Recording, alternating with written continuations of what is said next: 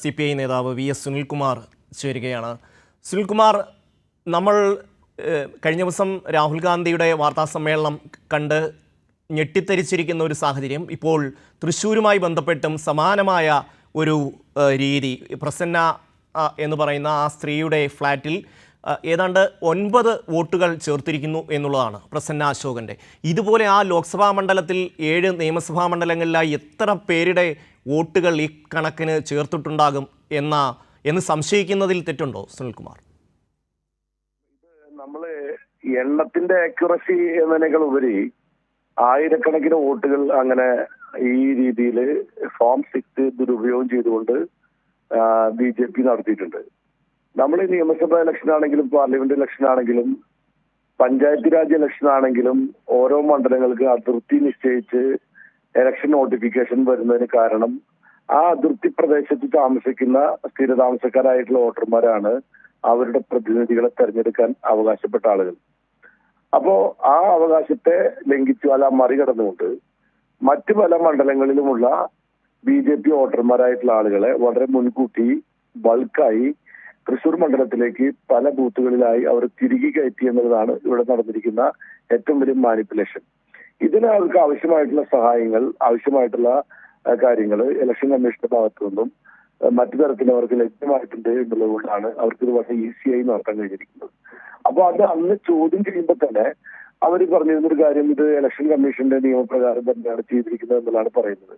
അതിലെന്താണ് പ്രശ്നം എന്ന് വെച്ച് കഴിഞ്ഞാൽ അതില് ഇവര് ഇലക്ഷൻ കമ്മീഷൻ പറഞ്ഞിരിക്കുന്ന നിബന്ധനകൾ അവർ പാലിച്ചു. നിബന്ധന എന്ന് പറഞ്ഞാൽ വളരെ ദുർബലമായിട്ടുള്ള പോസ്റ്റൽ കാർഡ് കൊടുത്താൽ BJPയുടെ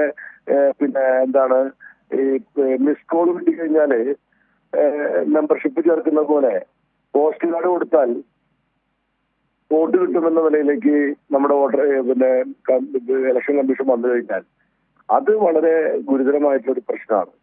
അപ്പൊ ഇലക്ഷന്റെ പൊതു നിയമങ്ങളെയും അതിന്റെ മാനദണ്ഡങ്ങളെയും എല്ലാം കാറ്റിൽ പറത്തിക്കൊണ്ട് ഇലക്ഷൻ കമ്മീഷൻ ഒത്താശയോടുകൂടി തൃശ്ശൂർ മണ്ഡലത്തിലും ഫോം 6 ഉപയോഗപ്പെടുത്തിക്കൊണ്ട് അനധികൃതമായി BJPക്കാരും RSSകാരുമായിട്ടുള്ള ആയിരക്കണക്കായിട്ടുള്ള വോട്ടർമാരെ മറ്റു മണ്ഡലങ്ങളിൽ നിന്നും ഇവിടെ കൊണ്ടുവന്ന് വോട്ട് ചെയ്യിപ്പിച്ചു എന്നുള്ളതാണ് ഇവിടെ നടന്നിരിക്കുന്ന ഗുരുതരമായ ക്രമക്കേട്.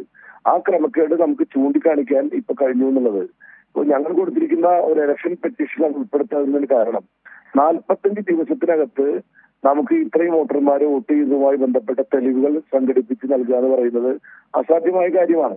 അപ്പൊ അതുകൊണ്ട് നമുക്ക് ലഭ്യമായ വിവരങ്ങൾ വെച്ചുകൊണ്ടാണ് നമ്മൾ കോടതിയിൽ സമീപിച്ചുകൊണ്ട് കോടതിയുടെ മുമ്പിൽ നമുക്ക് പ്രൂവ് ചെയ്യാൻ കഴിയുന്ന പ്രമദൃഷ്ടി പ്രൂവ് ചെയ്യാൻ കഴിയുന്ന കാര്യങ്ങളാണ് കോടതിയിൽ മുമ്പിൽ സമർപ്പിച്ചുകൊണ്ട് നമ്മൾ ഇലക്ഷൻ പെറ്റീഷൻ കൊടുത്തിരിക്കുന്നത്.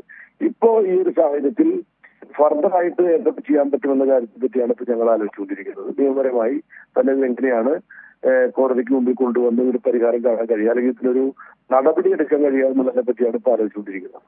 തീർച്ചയായും സുനിൽകുമാർ, ഇപ്പോൾ ഈ ബാംഗ്ലൂർ സെൻട്രലിൽ നിന്നടക്കം വരുന്ന വിവരങ്ങളുടെ അടിസ്ഥാനത്തിൽ മനസ്സിലാക്കുകയാണെങ്കിൽ ഒരു കേന്ദ്രത്തിൽ നിന്ന് തന്നെ ഇത്തരത്തിൽ ആൾക്കാരെ വോട്ടർ പട്ടികയിൽ ചേർക്കാനുള്ള വളരെ ആസൂത്രിതമായ നീക്കങ്ങൾ നടന്നിട്ടുണ്ട് എന്ന് കരുതിയാലും തെറ്റില്ല. രാജ്യത്തിൻ്റെ എല്ലാ ഭാഗങ്ങളിലും ഈ രീതിയിൽ മനുഷ്യരെ ഇതൊരു കേന്ദ്രീകൃത ആസൂത്രണമാണ്. അല്ലാതെ ഇതിപ്പോ നിങ്ങൾ പറയുന്ന പോലെ ഒറ്റയ്ക്ക് എവിടെയെങ്കിലും ഒരു ബൂത്ത് സെക്രട്ടറി തീരുമാനിച്ച് നടപ്പാക്കിയുള്ള കാര്യമല്ല.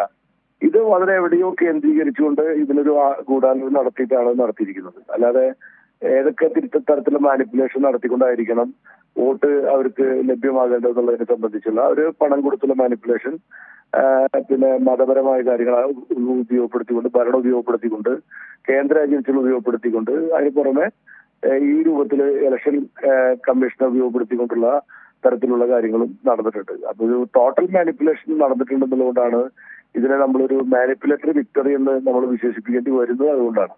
തീർച്ചയായും നന്ദി സുനിൽകുമാർ പ്രതികരിച്ചതിന്.